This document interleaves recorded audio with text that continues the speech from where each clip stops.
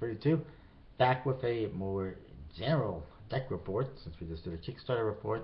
Had to do them separate because there's just so much going on in Kickstarter. Way too much going on in Kickstarter. Let's talk about a little bit of the stuff that's going on outside Kickstarter. 311, I think I mentioned in the other video, has released a new display case for playing cards. Gambler's Warehouse does one as well on Kickstarter, and there was another one that's supposed to be on Kickstarter, and I believe there's one other one as well. Seems like more than a few people are starting to do this, which makes sense, I guess. New trend, I guess. Illusionist has released a new set of Series 1800s bicycle playing cards. I see if they still have the old ones available. I don't know for how long or if they're still producing those, but the new ones are marked, which is pretty cool. And apparently the markings are hard to see to the naked eye because they're within the cracks of the back design. But easy for you to spot as a magician and easy to identify, which I like because a lot of the marked decks, you just got a bunch of different lines and stuff like that. It's like, what the heck? I have no idea what the hell it is. How am I supposed to figure this out? It must take years to memorize some of these marked decks so that you know what the hell they are. At least that's my opinion. They're so hard and confusing. That's why I like David Blaine's marked deck and the I forget what it's called, but there was one from 311 that I got that was a trick, and others where you can actually see what the card is very easily on the back design. Because why make it so hard to figure it out? Anyways, Dan and Dave, they have released a new 2014 version of the Fulton's October deck. I think there's some slight differences and modifications to it. So you might want to check that out.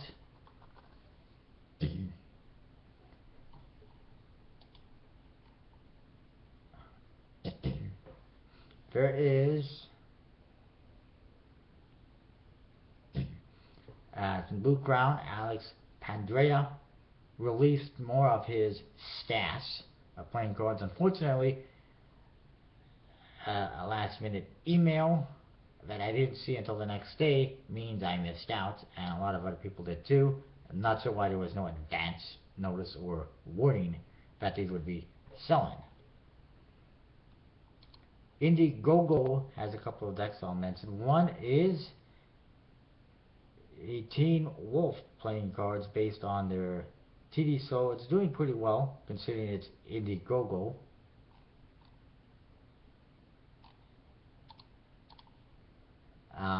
It's based on a series, not the movie, and it's already 800, almost 900% funded with 49 days left. It had a €700 goal, and it's already at over 6,000 euros. The other one that bears mentioning is the Redux playing cards. Currently it's only 6% funded with 37 days. However, it's a pretty cool looking deck of cards, colorful. I think I might have actually seen it before on the forums or elsewhere. He's doing it on there because he's too young to do it on Kickstarter, and his parents are concerned about having their social security number on Kickstarter. I don't know. Thousands of people have used Kickstarter for projects. I don't see a big security issue, but whatever. The difference is getting funded or not getting funded, and right now it's not getting funded. The Teen Wolf playing cards, by the way, as I mentioned, have a horrible one-way back design that actually has some artwork, and then it says Teen Wolf playing cards by whoever, and that's just ridiculous for a back design. And apparently it's a red back design, but apparently there's other colors you can potentially get if you want, and that's that. I also know that King's Wild is having a Halloween overrun sale, trying to get rid of all of her previous decks.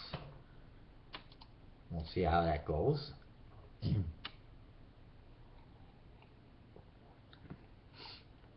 And for Card Launcher, they're still saying a sketchy deck is coming soon, but I don't know if anything is coming soon to Card Launcher because it just did not do well at all.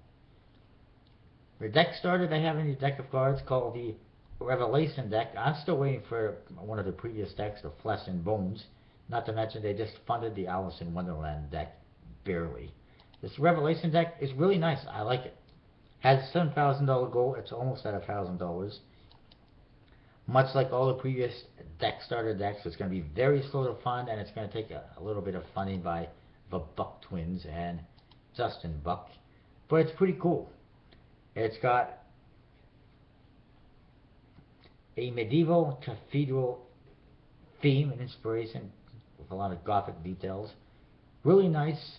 Court cards are cool. The back design is really nice. And I like it. I believe it's going to be printed by Expert Playing Card Company, which begs the question, why do you need such a high goal? Well, actually, $7,000 is not that high, but they're somehow having difficulty getting there. So yeah, it's pretty cool. Definitely check it out. Deckstarter.com. Usai is teasing their 6th deck, which I believe is the last one in this series, called the Usai Classic, which is coming to Kickstarter soon. Looks really nice. DeVoe will be releasing a 2nd edition of the Dominion deck soon, which is going to be basically faces that they use on the Passion and Viper decks, the green and purple versions of the Dominion, with the Dominion red back design. And coming soon as well, a blue version of the Bicycle Tiki Diki deck, which was originally out in red. I guess it makes sense to have another color. And Albino Dragon is now pre-selling their Bicycle Dragon Tome deck on the website. However, if you're outside the United States, don't even bother, because they do not ship internationally anymore. If you're not American, they don't give a shit about you. I apologize for my language, but that's the way it is. It's bad enough when their projects on Kickstarter are licensed for sale in the US only, but then they have other decks that don't have licensing issues like this one, and they refuse to ship internationally. And quite frankly, I had purchased some of the Goonie decks and had them shipped to someone in the States. I got 2 of the Bicycle branded ones, 2 of the unbranded ones.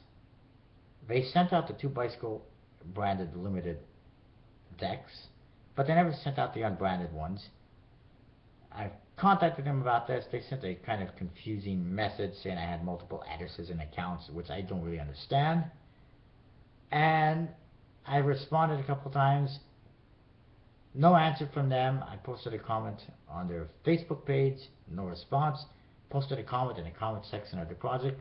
No response. Albino Dragon's customer service has gone right down the toilet. I paid them $80 for these decks. They sent me 2 decks instead of 4. They refuse to sell decks or print decks that they can sell outside the US. So the customer service is shit, and they don't care about international customers. So why even bother? I am done with Albino Dragon. I got the Ghostbusters deck coming in a trade. And if I want anything else, I'll get a trade. And hopefully soon I'll get the Goonies decks as well. Just buyer beware. Going with their projects, they don't care anymore. And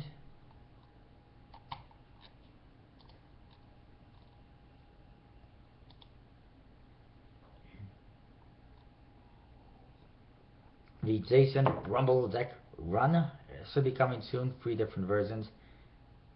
Native Art playing cards, which originally had a deck on Kickstarter, has now released a special edition to celebrate the 1-year anniversary on their website called trickstercompany.com. And Albino Dragon, in case you wonder, has a bunch of other decks coming up, which I really don't care about.